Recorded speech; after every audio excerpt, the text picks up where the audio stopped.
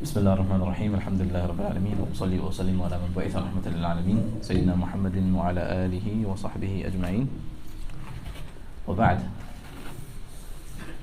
Just a few words inshallah before the khutbah starts. So we're in the month of Ramadan, pretty much a third of the way through.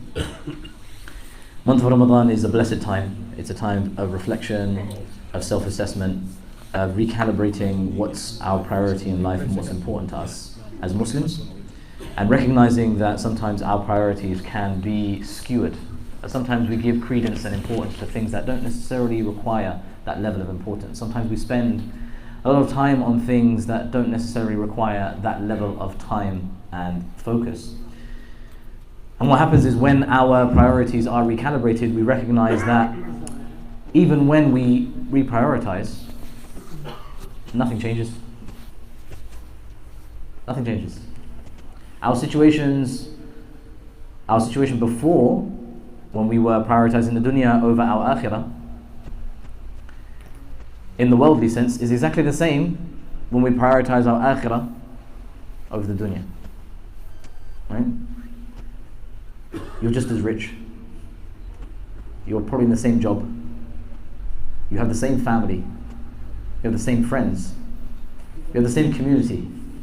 Everything about you is exactly the same. Nothing changes in the worldly sense. What changes is your alignment with your true purpose of your creation. Allah Azza wa Jal has brought you into this world, and your bringing into this world, or your coming into this world, has a purpose to it. Allah subhanahu wa ta'ala la yakhluqu abathan. Allah subhanahu wa ta'ala doesn't create for no reason. So you have come, and you have come with a reason. And that reason and that purpose is to be in alignment with whatever that purpose is, which is worshipping Allah subhanahu wa ta'ala. Recognizing the greatness of Allah subhanahu wa ta'ala. Witnessing the magnitude of Allah subhanahu wa ta'ala's power, His grace, and His blessings upon you.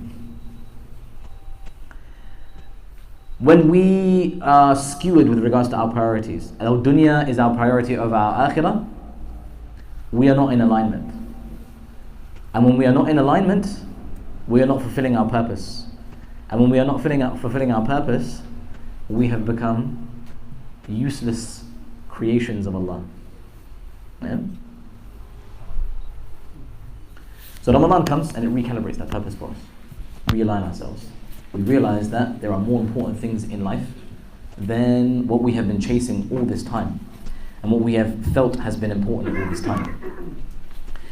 And when we recalibrate, and when we realign ourselves, and we recognize that purpose, and we actually start to implement it, start to act upon it, we start to pray 5 times a day, on time, we actually wake up for Fajr. And for those of us who don't sleep at night, at least stay awake up until Fajr and then go to sleep after, right? We pray Dhuhr, Asr, Maghrib, Isha, all on time. And for many of us, in Jama'ah as well. In a time where we would not pray Jama'ah at all. Or very rarely would we come to Jama'ah. We connect with the book of Allah subhanahu wa ta'ala. So we recite the Quran. We all know that the month of Ramadan is the month in which the Quran was revealed in. شهر رمضان الذي أنزل فيه القرآن. So we connect with the words of Allah subhanahu wa ta'ala, the eternal words of Allah subhanahu wa ta'ala, that were spoken in time immemorial, before time was even created. And we witness the greatness of Allah subhanahu wa ta'ala's words manifesting themselves, that they apply to every moment in time, whether they were revealed to Muhammad sallallahu alayhi wa sallam, or whether they are applicable or pertinent to the 21st century. No matter where you go in time and space, the words of Allah subhanahu wa ta'ala are present, and they are applicable, and they resonate with every situation. And once you align yourself with the words of Allah subhanahu wa ta'ala, there is, or with your true purpose of creation, there is almost like a contentment in your heart. Like you found your source and your purpose and what you're supposed to be doing. Right?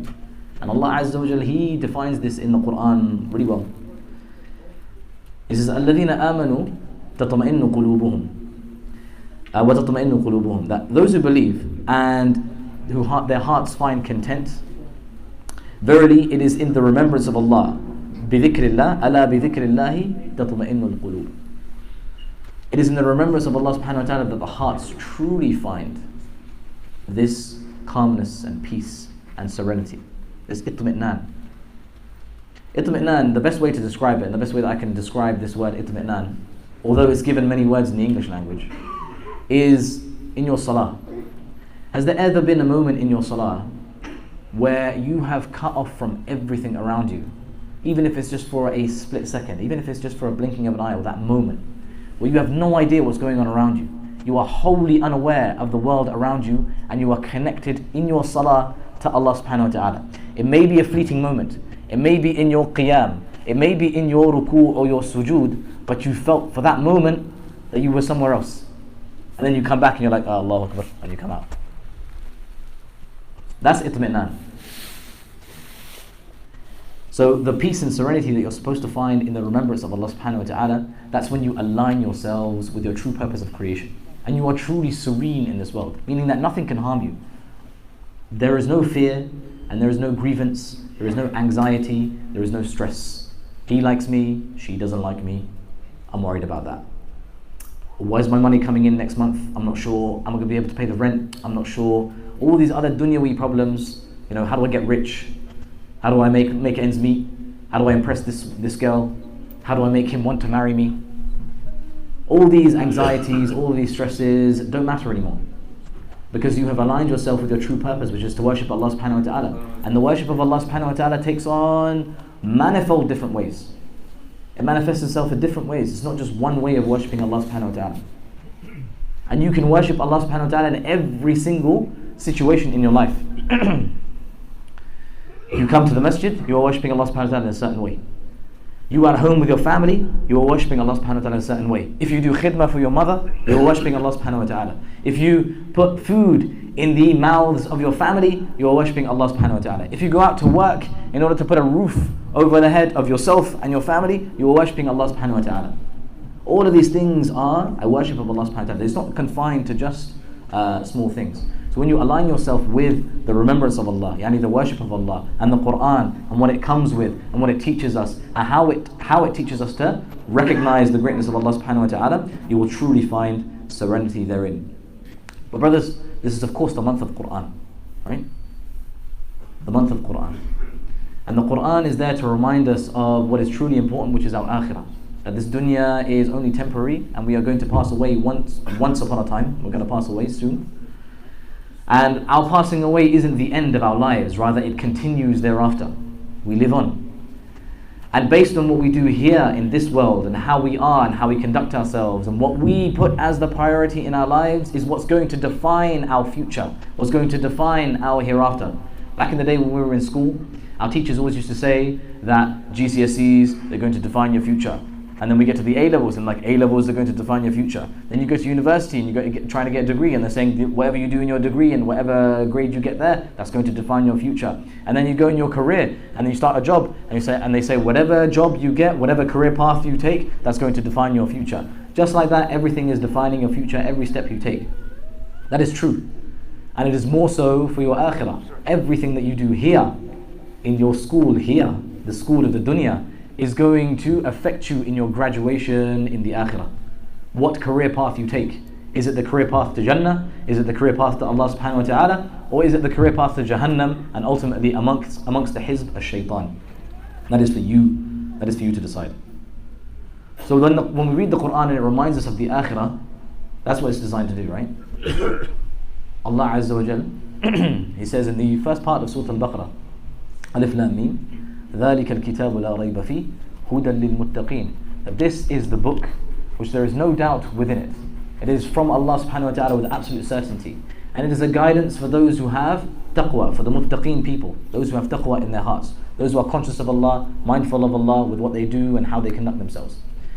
What is the first characteristic that Allah subhanahu wa ta'ala describes the people of taqwa? Because the question arises, who are the muttaqeen? What makes someone a person of taqwa? He says, Subhanahu wa ta'ala, الَّذِينَ يُؤْمِنُونَ بِالْغَيْبِ. First thing, the first characteristic of a person of taqwa is that he believes in the unseen. He believes in that which he can't see, that which he can't prove with science, that which he can't prove with deduction.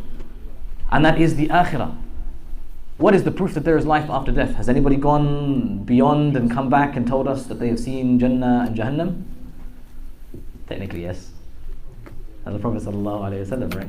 He's done that for us. Right?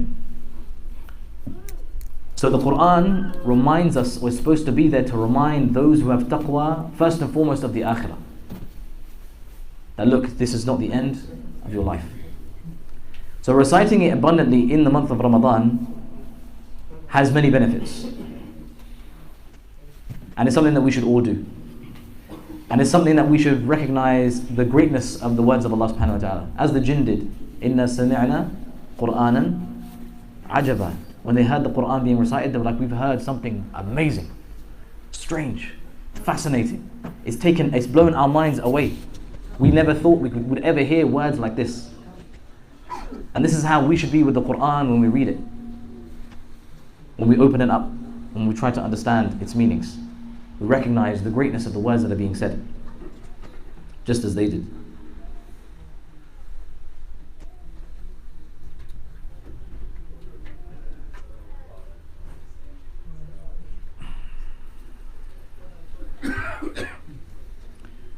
Now sometimes, right, reciting the Quran is a little bit of a chore, right? We'll be honest, a bit of a chore. Especially if you're not very well versed in Arabic, right? It can be hard. And sometimes, you set yourself a goal of, I'm going to do a khatam, because that was the sunnah of the Messenger sallallahu alaihi wasallam. He did a khatam every Ramadan, so I'm going to do a khatam as well. And you get to it, and the first day goes past, you have a good day, mashallah, you got that motivation, and khalas, you're doing it, and you finish that juz. Say khud al-sufaha comes, and you're like, okay, cool, bismillah, let's do it. And then there's a bit of a bumpy ride, but you manage to finish the second juz on the second day. And then the third day comes, and work comes in, or something else comes in, or have to do something else. You're like, okay, khalas, I'm gonna catch up. And then the fourth day comes, and you still haven't caught up on the third. So you do a little bit of the third, and you're like, yeah, I'm behind anyway. I'll try to do half the Quran at least, right, in Ramadan. And then slowly, as the month goes on, your recitation gets less, and your goals cease. That's not a bad thing, guys. Right? Don't put yourselves down for that. If that's your case. The Prophet ﷺ, he said that the one who recites the Quran, وَهُوَ مَاهِرٌ فِيهِ, or the one who recites Quran, وَهُوَ حَافِظٌ لَهُ. Now the one who recites Quran is exceptional in his recitation. It just comes off his tongue like water coming out of a vessel, like pearls dropping out, mashallah, beautiful.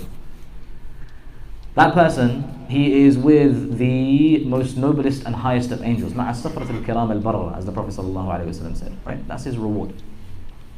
But the one who finds it difficult, وَيَتَتَعْتَعُ فِيهِ وَهُدُوا إِلَى الطَّيِّبِ مِنَ الْقَوْلِ, like that, right? He's reciting. It's not coming out like وَهُدُوا إِلَى الطَّيِّبِ مِنَ الْقَوْلِ. It's not coming out like that, right? It's coming out slow and broken. And he has a double reward. Not the double reward of the first guy who recites it really well, don't get it wrong, right? But he gets a double reward. The first reward is for him trying, at least. He's doing his best. And the second is for actually reading it, right? So his reward is double. So don't let yourself get dissuaded. Don't let your nafs trick you into thinking that you're not good at reciting, so don't bother reciting in the first place. Keep going, even if it's just a little bit, even if it's not a khatam, even if you're not like reciting like Minshawi or Husari or all these great qurra, but you are trying your best, inshaAllah ta'ala, that should be enough. And it's beautiful as well. The Prophet sallallahu alaihi wasallam, he said, "Inna lillahi ahlina min al-nas." قالوا يا رسول الله من هم؟ قال هم أهل القرآن أهل الله وخاصته. The people of Quran, the people who attach themselves to the Quran and have a relationship with it and love it and recite it and take it as the source of their moral compass, the source of their guidance and so on and so forth, they are the quote-unquote family of Allah. Right? The Prophet ﷺ, he said that Allah subhanahu wa ta'ala has a family. He has close people to him. His Sahaba ridwanullahi alayhim, they asked him, Ya Rasulullah, who are his family? Who are these close people to Allah subhanahu wa ta'ala? And the Prophet sallallahu alayhi wasallam, he said, they are the people of the Quran, those who recite it, Ana al-layl wa atraf al-nahar, those who recite it all the time. They have a connection with it, they have a relationship with it. They are the khassa of Allah. They are the special people of Allah subhanahu wa ta'ala. How beautiful is that? To be the special people of Allah subhanahu wa ta'ala. مَجْتَمَعَ قَوْمٌ فِي بَيْتٍ مِّن بُيُوتِ اللَّهِ. This is something that is specific with the Quran and the remembrance of Allah subhanahu wa ta'ala. Allah doesn't describe a gathering of any sort like this gathering. He says, sallallahu alayhi wa sallam, مَجْتَمَعَ قَوْمٌ فِي بَيْتٍ مِّن بُيُوتِ اللَّهِ. That a group of people do not gather in the houses of Allah subhanahu wa ta'ala, yani the Masjid. يَتْلُونَ كِتَابَ اللَّهِ. And they recite the words of Allah subhanahu wa ta'ala. وَيَتَدَارَسُونَهُ بَيْنَهُم. And they try to understand it and study it between themselves. إِلَّا نَزَلَتْ عَلَيْهِمُ السَّكِينَةُ. Peace and serenity descends upon them. وَغَشْيَتْهُمُ الرَّحْمَةُ. And mercy of Allah subhanahu wa ta'ala envelopes them. وَحَفَّتْهُمُ الْمَلَائِكَةُ. And the malaika, they shade them and cover them. وَذَكَرَهُمُ اللَّهُ فِي مَنْ عِنْدَهُ. And Allah subhanahu wa ta'ala mentions each and every single one of those people in that gathering by name amongst the angels that are with him. And that's what we do every night, brothers, is it not? We come together, we recite the Quran, we try to understand it. Every day after Asr, Imam Osama gives his reminders, and it's all about the Quran and trying to understand it. This is where you're truly going to find peace. You're not going to find peace in your bank accounts. You're not going to find peace with other creations of Allah subhanahu wa ta'ala that you think love you, but their love waxes and wanes every now and again. Rather, you are going to find peace with one thing and one thing alone, and that is Allah subhanahu wa ta'ala and His eternal words. So may Allah subhanahu wa ta'ala grant us the tawfiq and the ability to reconnect with the book of Allah subhanahu wa ta'ala this month and really internalize it and recite it and have that relationship with it that continues. It's not a temporary relationship. It's not a relationship that is just a mut'ah relationship where it's just here for a certain period of time, then it goes away. Rather, it is an abadi relationship. It is constantly there. It is constantly sought after. It is constantly wanted, inshaAllah ta'ala. We have that. We will beam like the sun. We will be guided by Allah subhanahu wa ta'ala. And we will be sources for guidance for our families and for our friends and for our loved ones, inshaAllah ta'ala. أقول قولي هذا وأستغفر الله لي ولكم ولسائر المسلمين فاستغفروه.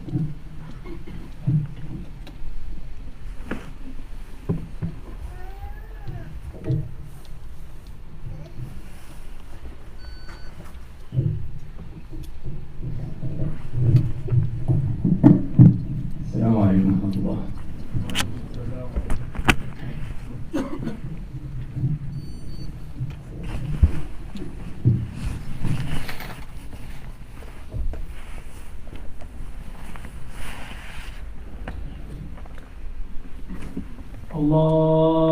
الله أكبر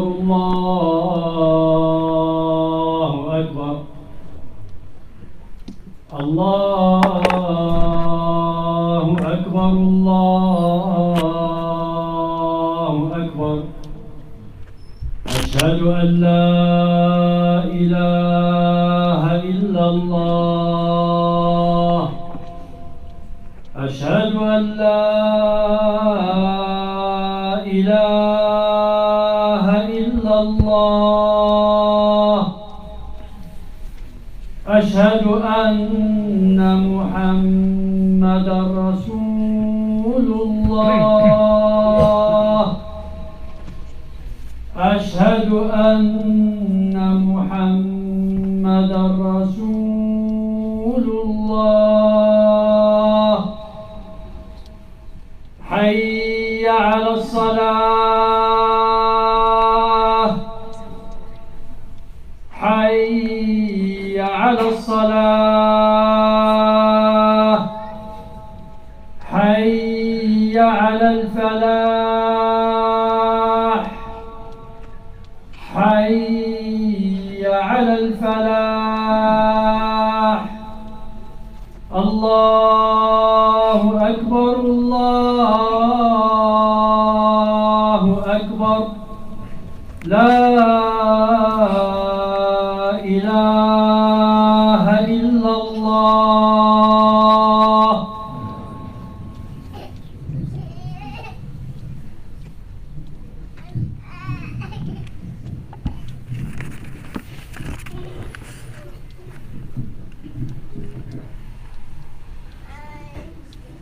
الحمد لله الذي أنزل الكتاب على عبده ولم يجعل له عوجا الحمد لله الذي نزل الفرقان على عبده ليكون للعالمين نذيرا. الحمد لله الذي نزل من القرآن ما هو شفاء ورحمة للمؤمنين. وأشهد أن لا إله إلا الله وحده لا شريك له، وأشهد أن محمدا عبده ورسوله صلى الله عليه وعلى آله وصحبه. يا أيها الذين آمنوا اتقوا الله حق تقاته ولا تموتن إلا وأنتم مسلمون. عباد الله، شهر رمضان هو شهر القرآن، كيف لا وفيه نزل. قال الحق سبحانه وتعالى: شهر رمضان الذي أنزل فيه القرآن هدى للناس وبينات من الهدى والفرقان. وقال عز وجل: إنا أنزلناه في ليلة مباركة إنا كنا منذرين فيها يفرق كل أمر حكيم وهي ليلة القدر. إنا أنزلناه في ليلة القدر. عباد الله، شهر رمضان هو شهر القرآن، هو الشهر الذي كان يتدارس فيه أمين الوحي جبريل عليه السلام مع الرسول الكريم صلى الله عليه وسلم. وقد ثبت عن أبي هريرة رضي الله عنه أنه قال: كان يعرض على النبي صلى الله عليه وسلم القرآن كل عام مرة، فعرض عليه مرة في العام الذي قبض فيه، أي توفي فيه صلى الله عليه وسلم. عباد الله، القرآن الكريم ورمضان متشابهان في الأهداف التي يريد الله سبحانه وتعالى أن يغرسها في نفوسنا من خلالهما. ولعل أبرز أهداف القرآن الكريم ورمضان هي إقرار التقوى في النفوس. قال الله سبحانه وتعالى عن القرآن: ذلك الكتاب لا ريب فيه هدى للمتقين. وقال عز وجل عن رمضان: يا أيها الذين آمنوا كتب عليكم الصيام كما كتب على الذين من قبلكم لعلكم تتقون. اللهم ارزقنا التقوى والهدى والعفاف والغنى. أقول ما تسمعون وأستغفر الله العظيم لي ولكم ولسائر المسلمين من كل ذنب فاستغفروه إنه هو الغفور الرحيم.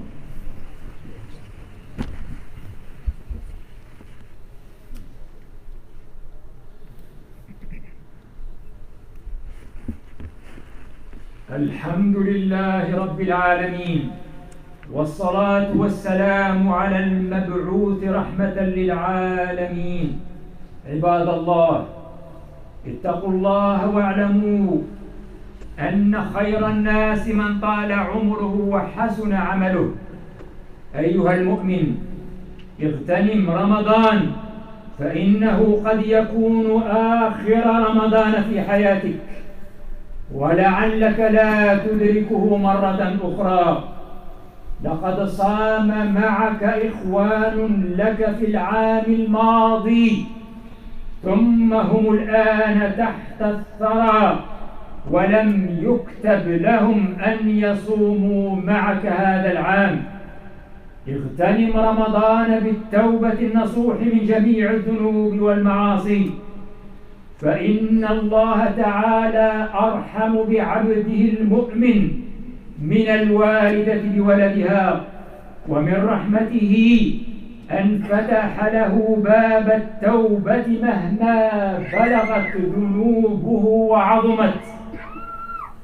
وبين سبحانه وتعالى أن رحمته سبقت غضبه، فلا تفوت الفرصة، اغتنم فترة الصيام بالدعاء خصوصا عند الفطر، فإن للصائم عند فطره دعوة مستجابة. اغتنم رمضان بكثرة تلاوة القرآن والذكر والاستغفار والصدقة وتهذيب النفس وتربيتها على الأخلاق الفاضلة والسلوك القويم.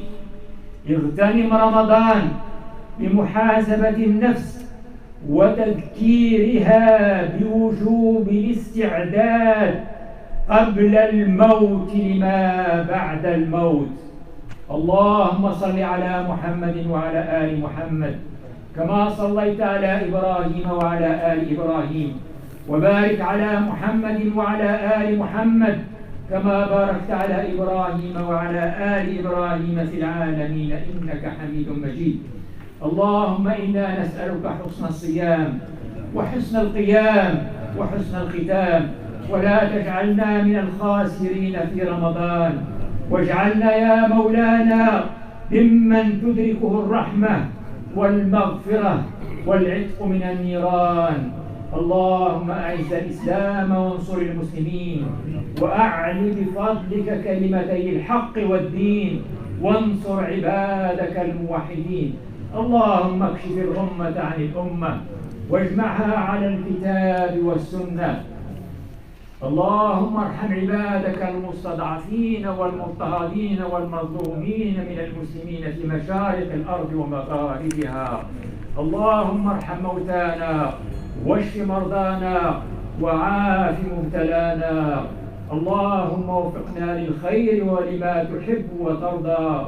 اللهم توفنا وأنت عنا راض غير غضبان، يا رحيم يا رحمن، بمنك وكرمك يا أكرم الأكرمين. وصلى الله وسلم على نبينا محمد وعلى آله وصحبه.